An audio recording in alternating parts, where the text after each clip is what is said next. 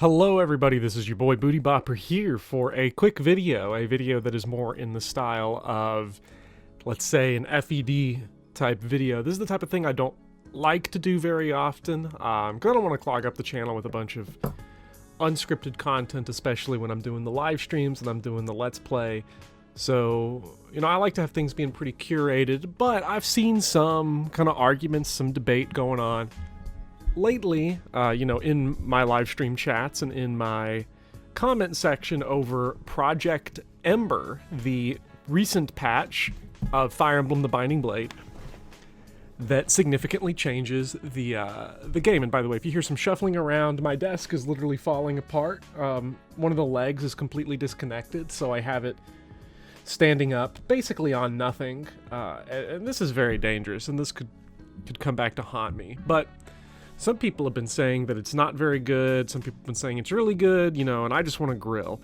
And I don't get a time during the live stream to really talk a lot of analysis about the patch because it requires intense brain power, the type of intense brain power I'm not used to using, which is unfortunate, but I do want to talk about, whether or not Project Ember is good and what it brings, because with the Binding Blade is pretty contentious, and there seems to be two primary issues that people have with it, which is the low hit rates that most of your units in the game have outside of, like, Rutger or like Roy or the Killer Lance, and then just the shitty growths that most characters have. So Project Ember, however, is not merely a correction of this problem. Now, some people don't have that problem. I actually don't think the low growth rates myself in Binding Blade are a problem. I think the issue in Binding Blade is more to do with base stats than growth rates, but a lot of people have that problem. And there have been many patches that have tried to correct that have, done that. And a lot of the complaints I see against Project Ember seem to be that a lot of people that really like it are sort of just like, hit rates are good now, so now it's good, and bad hit rates are bad, so bad game. And as simple as that seems, I actually do agree with the idea that a game with really low hit rates is kind of bad design, because as a strategy game, I think you want some degree of predictability. You want the ability to especially in a player phase heavy game like the Binding Blade, you want to be able to calculate things out, to really make decisive moves, and you don't want to be constantly terrified of hits missing, which they frequently do in vanilla Binding Blade. You want to be able to do predictable, calculated things. This is why a game like Conquest I find to be so effective. Super player phase heavy, and it's very predictable. You can really set things up, do the things you want to do, and you really feel like a tactical genius. And Binding Blade doesn't really have that. Although, beyond the hit rates, I think the other problem I tend to have with Binding Blade, other than it's just ludicrously designed maps, is that many characters are just unusable as they come. So characters, Bors, Barth, Wendy, Sophia, Walt, these are all characters with bad growth rates that also have terrible base stats and are functionally unusable. Like, you can use them if you're lucky with growths and you really want to drive your head through a brick wall. You can use them, but as units, they are essentially the worst in the franchise and completely unusable out of the gate. And that's an issue that I think really hurts a game, especially a game with permadeath. I've gotten into this debate a lot as to whether or not a balanced cast is good.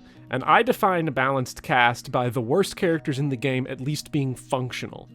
At least being able to do things. And that is something that many characters in vanilla Binding Blade simply do not have. And I think the biggest thing about Project Ember is not the hit rates, although that definitely helps. Having an accurate hammer and an accurate halberd is very nice. I think the fact that characters like Lot and Wade, Bors, Wendy are usable out of the gate is it makes the game, I think, significantly more fun. It makes it a lot more dynamic. Because on paper, say a game like Echoes, which is my favorite Fire Emblem game, hit rates in Echoes are absolute butt cheeks throughout the entire game. And for me, what I like about Echoes is that everyone is at least usable. And you kind of need to use everybody to a certain extent, especially on a more casual playthrough. And it creates an element of chaos. There's a lot of chaos in Echoes because everyone's dodging all the shit, you know, combat arts are ludicrous, Hunter's Volley, like, there's a lot of chaotic things. You have the villager promotion paths. So there's many variables, there's many crazy things that can be going on. And in Binding Blade, there really isn't that element with the low hit rates. There isn't like a chaos element. Not really, because Binding Blade has a very optimal, let's say, path through the game. It's use Marcus, use Rutger, use Milady, use Percival. And like, that's it. And then you have a drop down to other, you know, quite usable units. Echidna, Nime. I always want to say Nami, but Nami is our wall-chipping hero from elsewhere. Nime, Yoder, Igren, Klain. You know, you've got a lot of other characters, you know, Shin, that are very good, that are below that. And then you just have this just cesspool of unusable scrubs that I think is a big issue. And Project Ember, I think, as an experience, does a very good job of making those terrible characters usable. Partly it's through buffing base level. Boars is level 6 at base instead of level 1. That goes along with his better stats, of course, but just that fact alone makes him much more usable. The addition of, you know, more weapon types for certain classes, like Armor Knights. You know, the fact that Boars can control the weapon triangle more early on helps him greatly. And so I think like those changes actually do make Binding Blade as an experience better, and they make it more rewarding, I think. Of course, Binding Blade, of all the games that aren't Revelations, Binding Blade is my least favorite game in the series. And Project Ember, I think, corrects a lot of those kind of unit issues with the game.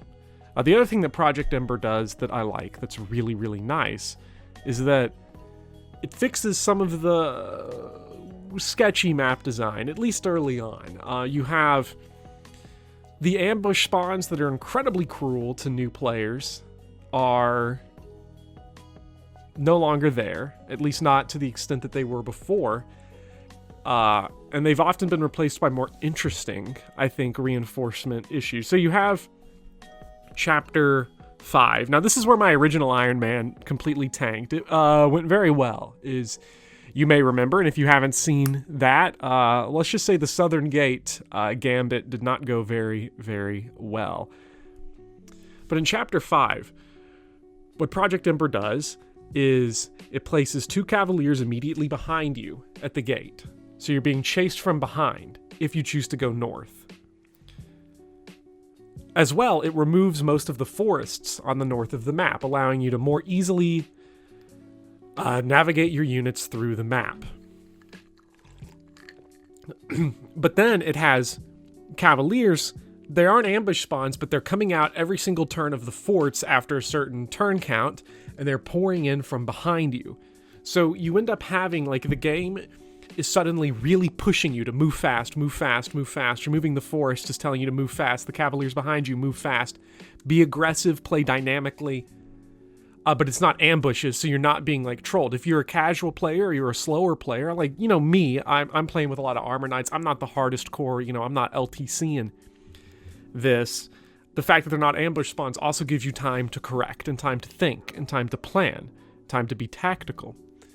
I think that's a big improvement. Adding doors in Chapter 8, as well as making Wendy, OJ, and Barth quite good units on their own, along with a couple of ridiculously overpowered green units coming in at the top left of the map, makes Chapter 8 way more dynamic, because typically what it is that you sweep through the beginning of the map. It's super easy. You bust Wendy, Barth, and OJ out of their little, like, room, and they don't do anything, and they're bad. But now you suddenly have your attention split. You've got these super ridiculous, you've got really strong like generals and stuff going on. And the right-hand side of the map, you got to be all hands on deck to deal with those guys to get to the doors that now shortcut the map. And then you've got the top left where you've got action going on up there. I think it makes a chapter like 8 significantly more dynamic because you have split attention. You have, I need to stand my ground in the top left or try to escape with Barth, Wendy, and OJ, and then you've got, I need to get my dudes down here up there in a hurry to either save them or to sweep down and get Lilina right now, and then you don't have to spend the whole time, you know, going around the whole map in just this ludicrous padded fashion. And I think that is excellent. I think that is significantly better map design than what OG Binding Blade has. Now, Project Ember changes some other things.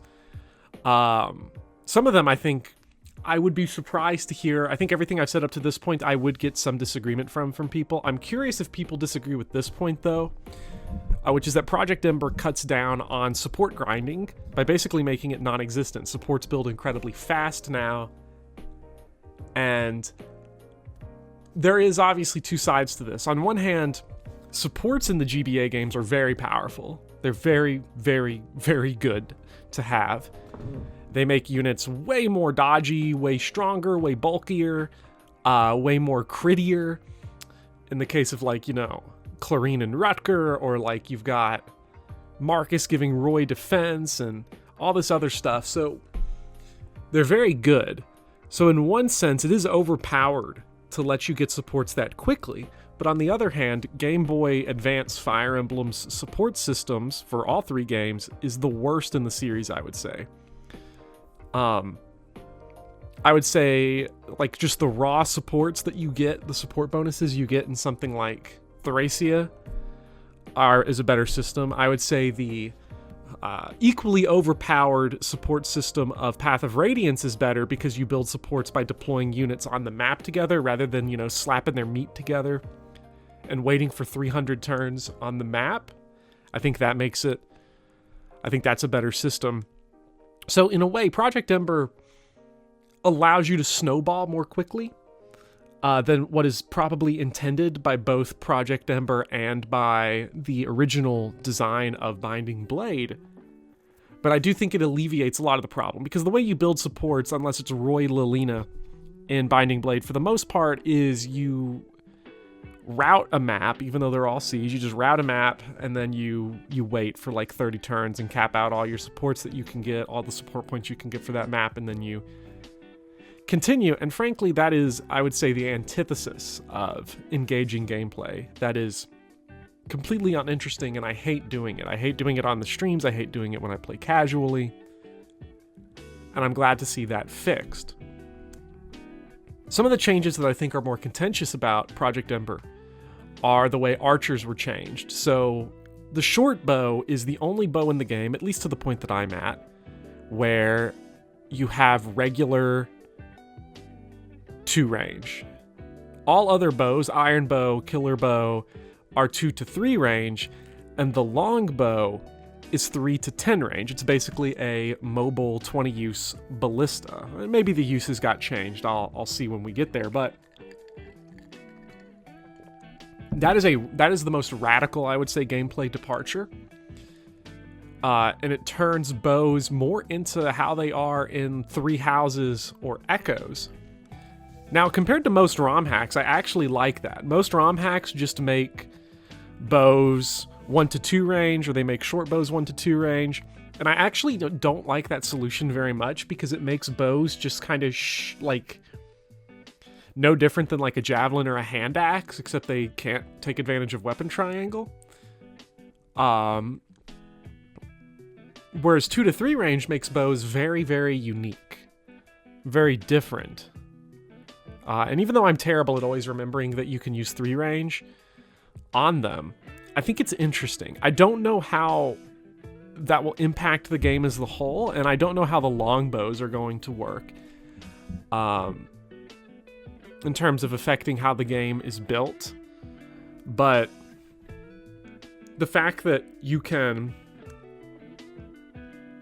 snipe dudes from 3 range makes bow users very, very unique, and it makes certain early game characters like Walt or Dorothy significantly better because their utility is now completely unique. You know, bows are actually quite good in Binding Blade normally, particularly with pre-promoted snipers like Igren and Klein, and then, you know, the nomads Shin and Sue. Sue's not all that great. She's not very strong, but Shin's really good. They, you know, their utility now, even like the bad ones, Dorothy and Walt, is now significantly better and different. And there's not really a good counter to it. Poor old Dick and my Iron Man died from a 3-range arrow. So it is an adjustment, obviously, to get to that point. And I think it's a more interesting change, although I'm not sure how I feel about it entirely. I do think it makes bows very unique to like the Game Boy style games, because this sort of 3 houses or Echo style bow is not present, but it's also not something the game is built around. And I do think that can open up some issues. And I can see where people wouldn't really like that very much at all. One of the other changes that's quite subtle that I think makes Project Ember a lot more interesting is that healing experience is improved by about 33% or about 50%. It's up. I remember you get 10 experience for a heal in vanilla GBA Fire Emblem, but I'm pretty sure Project Ember it's 15 for a heal, and then more obviously for mend or unlock or these other staffs.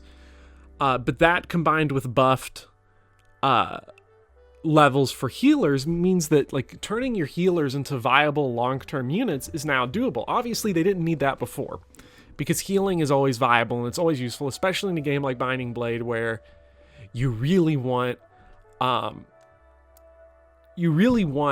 like to player phase a lot of guys. You don't want characters running around on low HP. Very few characters can effectively do that. So healers are really good just inherently, but what this does is that it does give the player significantly more options, especially early on, because you can promote Ellen, Saul. By the time you have 2 or 3 guiding rings, you can reasonably promote Saul or Lou or Ellen or Clarine, and like that gives you a lot of, you can go Valkyrie, you can go, you know, Sage, you can go, you know, I think Bishop is the promoted form of both Saul and Ellen. I'm not sure actually on them, which gives you a lot of different options. And more options, I think, is good for the player, because one of my issues, again, with vanilla Binding Blade is that options are kind of limited for a lot of characters. Another thing Project Ember on that point does is it adds a lot more promotion items. And I think that is critical to a game of Binding Blade's difficulty. Promotion is one of those things that in vanilla Binding Blade, you have to be very careful about. You have to be very specific with. You know, you want a Night Crest like Lance or Alan, or you want a Night Crest maybe Noah. You don't really want to Night Crest any of the Armor Knights, but there's not many Night Crests going around. There's not many Hero Crests going around, not for a long time at the very least. So you have to be very, very careful. And there is, I think, good things that come with that. It requires you to be very, you know, thoughtful and specific, but I think for a blind player, it is unnecessarily punishing to not give more promotion items, especially because promoted units are not invincible in Binding Blade the way that they can be in, say, Blazing Sword or Sacred Stones, especially. So, promoted, you know, all the promotion items I think helps. It just, again, it gives more options to the player. As well as adding things like Air Caliber for Lou early on to allow the wyverns in Chapter 7 to be dealt with in more interesting ways than you hope and pray that you, you know, hit and that you do enough damage quickly. And those wyverns are actually quite a bit stronger now. They're coming at you with silver lances and killer lances and horse slayers. I think the addition of actually scary, effective weaponry, of all things, actually makes it quite a nice experience. It means that Marcus isn't just the auto-delete button early on, because you do want to be careful with him. Sometimes it is a little excessive, I do think. I think Project Ember sometimes goes a little overboard with it. At times, specifically in Chapter 3, with the killer bow at the very top, however, I do believe that has been patched out in the most recent update. Sometimes it's a little excessive early on when you don't have a lot of tools yet to deal with it, but for the most part, by the time you get into Chapter 7, Chapter 8, you've got a lot of options to deal with these things, and it creates more interesting situations, I think, that you have to work your way out of.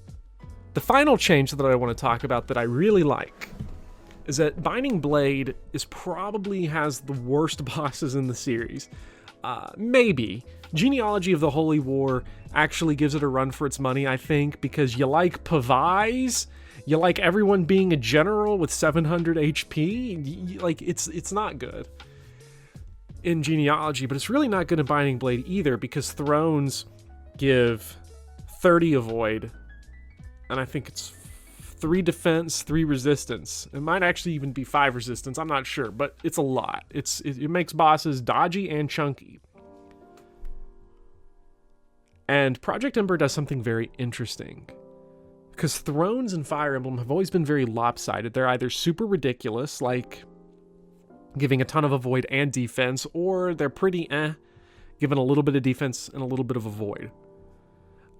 In Project Ember, they give basically no avoid, just 10 avoid, which isn't very much. And with the buffed weapon accuracy in the game, they're quite,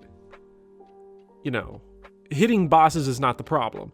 But it's +4 defense now instead, which I think is interesting. It's very interesting. It means that that hitting bosses is reliable, but they are chunky, so you've got to be more specific and deliberate, and you have to combo for kills in different ways that in the base game you really didn't. In the base game, you killed bosses by, here's an Armor Slayer, and here's Rutger, and watch him go brrrr.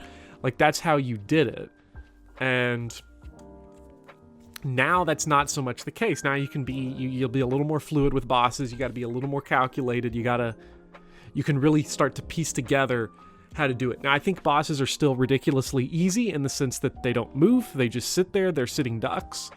I don't think it's good boss design, but I think it's better boss design than what the original had. Also, taking away enemy luck, I think, is just generally a good idea, because luck is one of those stats that just sort of makes things a little less reliable when enemies have it. And I like reliability. Again, reliability improves options. It improves what you can do, what you have the chances to do. So, I like all that. Now, I think Project Ember, though, as a whole, and again, I will have more to say on it when I complete it, and I might do an actual scripted video when I do complete it. But it is not a replacement for the original game. It is more of, I would think of Project Ember as a remake. This is sort of the Binding Blade remake that we might get one day. This is sort of what it looks like to me, because it adds new playable characters. It can't do all the things that a remake would do. It's not on the Switch. It's not got like the most advanced graphics ever, but it's not the same game. It is a different game. And I think thinking about it that way, I think it's a better game than the vanilla version, or the original version maybe would be the more accurate way to say it. But it's a different game, and it's a different experience. Some people have asked me, am I ever going to go back in Iron Man, the vanilla game? And at some point I will. The only reason I went with Project Ember was because it's a new patch that's out, so it seemed cool to try, and also, when I did the vanilla Iron Man, I kind of got roasted immediately in part 1. We know the story of the Southern Gate, but it's a very different experience, and I think thinking about it as a remake really brings, I think, a new level of enjoyment to it. And I think one of the things that Project Ember does that I really like is that it opens up a lot of ways that we should start thinking about the way these games are designed. I think Fire Emblem design, often we get kind of echo chambered on it a little bit because we're only comparing it to other Fire Emblem that exists. And we sort of limit the scope of what we can do with it. And I think Project Ember is still partly that, because it is, incredibly limited to the Fire Emblem formula. I mean, it makes sense. It's a patch for a Fire Emblem game. But I think it opens up new ways that we can think about the way these games are constructed. And I think that's very valuable. If you have not played Project Ember, or if you're off-put by it, maybe you're a big Binding Blade fan. Because a lot of people do really love Binding Blade. If you're a big Binding Blade fan, I would definitely recommend you give it a try, even if you think you're not going to like it. Just think of it, again, as a remake, as an entirely different game, as a reimagining of the original game, because it is a very different experience, and I think different experiences are very nice, and they're very fun. So, I think that's about it for today. Again, this wasn't scripted. This was quite long. You're probably seeing footage of the Iron Man right now, along with some, got to get that sweet, sweet background music in. But upcoming, we got some new videos upcoming. The release schedule, I don't really have one. I just kind of put videos up when I want, and the scripted videos take a variable amount of time. The last few have been very short. The next ones are going to be quite long, so they might be not out for like a little bit, for a little while. Might take a hot minute, but that's okay. I'll probably do another tier list video soon, actually. I've been playing through Birthright. I've nearly completed Birthright. When I finish that, I'll probably do a tier list of that. Or, Binding Blade. When I beat that, I'll probably tier list it. So, yeah, I got some stuff coming forward that I'm excited for and to work on. I just want to get my thoughts on Project Ember out there, at least my initial thoughts. Again, I haven't beaten it. These are just my initial observations, because I, again, don't get too much of a chance to talk about them in the moment because I have to reflect on them. So, I will see you all in the next live stream. I'll see you all in the next video. I'll see you all around, and I hope you all have a great day.